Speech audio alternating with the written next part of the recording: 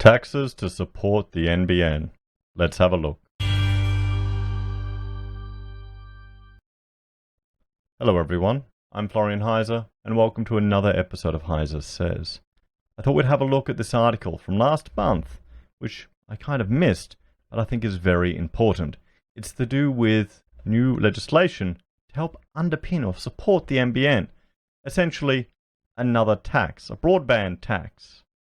It will kick in July 2020. This is sent to me by a viewer from IT News, which is probably why I missed it. But damn, it's annoying. It is really annoying because there's a whole lot of issues with the NBN. Now, I am running on NBN here at home. Now, in my last office, we couldn't get NBN. Out at Yeronga, we had to have two ADSL connections, which we combined to improve our speed. It was still terrible. And the thing that got me the most was upload. Because when I'm creating videos and content, I need upload speed. When I'm creating point cloud data, receiving it or sending it, I need upload. We really got hit. In our original office, the first one we got when we moved out of our share house that we were turning into an architectural practice when we started, we actually went to South Brisbane, and because of changes to the Mater Hospital there, we managed to get fibre, literally fibre to the front of our office.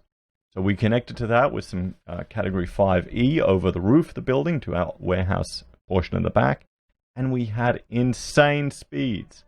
Insane speeds. It just, once you go fibre, going back to normal or ADSL internet was a nightmare. So I like the idea of fibre to people's houses, but that had nothing to do with the NBN. It had nothing to do with the NBN. I tried to get fibre again in my new office, and the costs were just insane. So let's have a look at this. So government reintroduces legislation to underpin the scheme.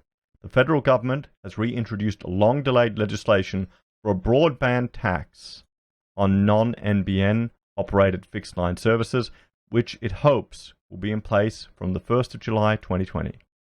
Now, some of you may not remember when Australia had, just Telstra, when Telstra was government owned. You had one service provider, and everything was so bloody expensive. When the government is running it, guys, it costs more. It just costs more, a lot more. I now can get a mobile phone plan for $15 a month, unlimited calls. I remember when making calls to mobiles were insanely expensive. I remember when you had to pay for every single SMS, and now we're all being funneled into, once again, one government-controlled entity to manage our internet. And of course, we're all charged for it.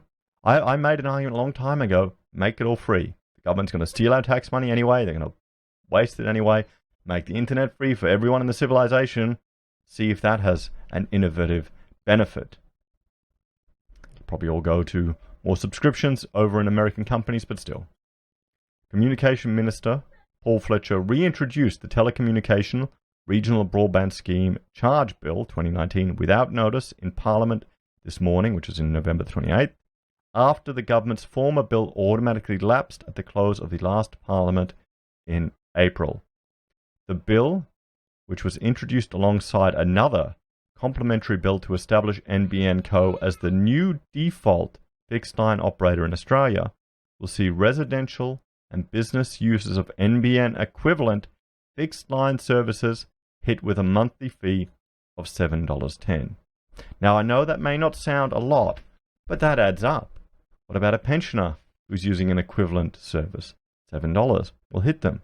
It'll hit a lot of people, guys. $7, that's a Netflix subscription, isn't it? I'm not sure. Or 7-Eleven $1 coffee. I know that for certain. The proceeds of the tax would be used by NBN Co. to fund future costs of commercially unviable portions of its network, the satellite and fixed wireless footprints, and prevent future calls on the budget or public funds. However, it has long been unclear the extent to which the tax would fulfill this. See, this is the issue here. They're pumping all this money to build NBN infrastructure around parts of the country where it's unviable. Why don't they just go 5G? Or it'll all be obsolete when you get 5G network out there with the speeds. Right now, I can even get 4G that's faster than my NBN. guys. And I have an old iPhone. I can't be bothered upgrading because they're too bloody big. I want the smaller ones. So, it's just nuts. NBN users are not expected to pay the tax because it is already built in the wholesale price they pay, meaning very few internet users will wind up paying for it. Well, no, we're already paying for it, guys. We are already paying for it because we're paying for NBN in the wholesale price.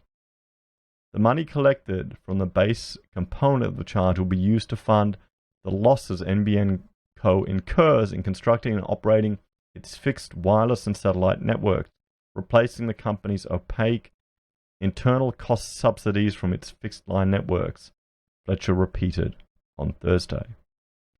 Another complicating factor is the future sale of the NBN. If NBN Co. is broken up and sold off in pieces, it is likely that the uneconomical portion will remain in government hands, making it much more difficult to rely solely on the tax to fund upgrades.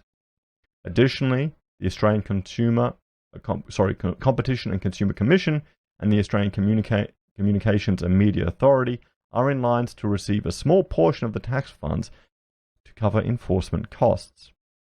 The agencies would provide advice to the Communication Minister on the scheme every 5 years. The cap on the tax amount was reduced from $10 to $7.10 in the April federal budget to meet a condition of Labor's support for the bill, which was first proposed in December 2016 and introduced to Parliament in mid-2017. See, this is coming from the Conservative government, guys. This isn't coming from Labor. This isn't coming from the Greens. This is coming from the Conservative government. I'll bring over here so we can see it all. I zoomed in too much. So it's nuts. The budget also introduced a 5-year exemption from the tax for the first 55,000 greenfield premises activated on certain carriers' networks. I mean, this is all just more bureaucracy, more BS, more paperwork. This shows you whenever the government gets involved in anything, it just adds more weight.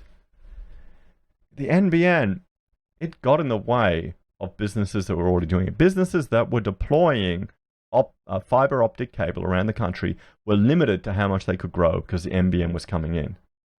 Okay, this is not a good thing for the nation. It's stifling innovation. And we're speed capped. We are artificially speed capped, guys. And the prices you have to pay are higher than they should be. They are higher than they should be. And what's going to happen is more and more people will go to 5G. When they have it, it'll be faster. Then what will happen to the NBN? Then what will happen? So if you could get 5G at half the price to your NBN connection with similar speeds, what would you do? Let me know in the comments, guys.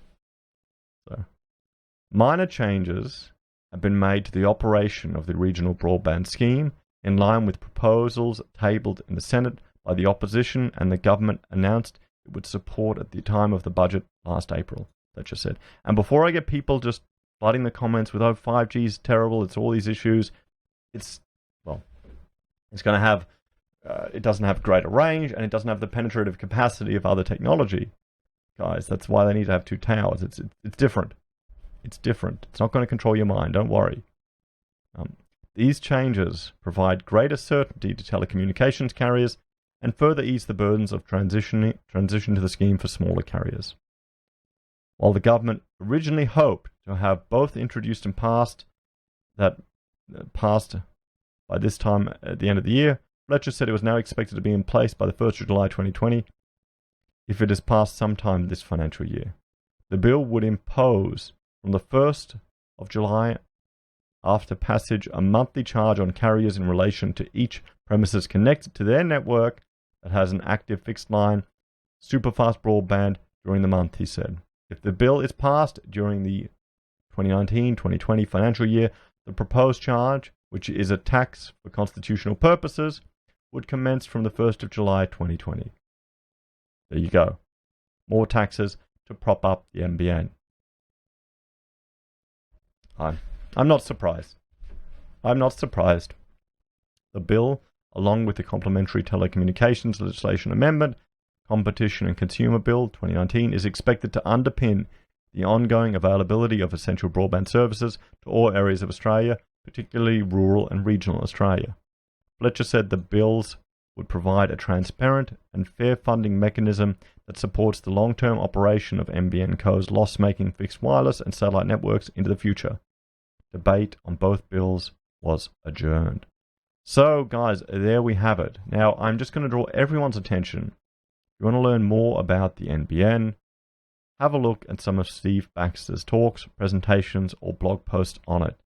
He, well, as an entrepreneur in the tech industry and the internet industry, he knows a wealth of information about it, and he's not a fan. He is not a fan. When you see some of the things he has to say, it is shocking. It really, really is shocking. Anyway, guys, thank you for joining me for this episode of Heise Says. If you like my content, please like, share, and subscribe to the channel. If you want to help us produce more, we have a Patreon where you can make a small monthly donation, help support the channel. We also have merch on the Heise Says blog. We have affiliate links at Amazon and eBay where we receive a commission when you make a purchase. And we also have PayPal if you want to make a direct donation. Thank you to everyone who's helped support the channel, particularly this year. And I will see you all next time. Bye for now.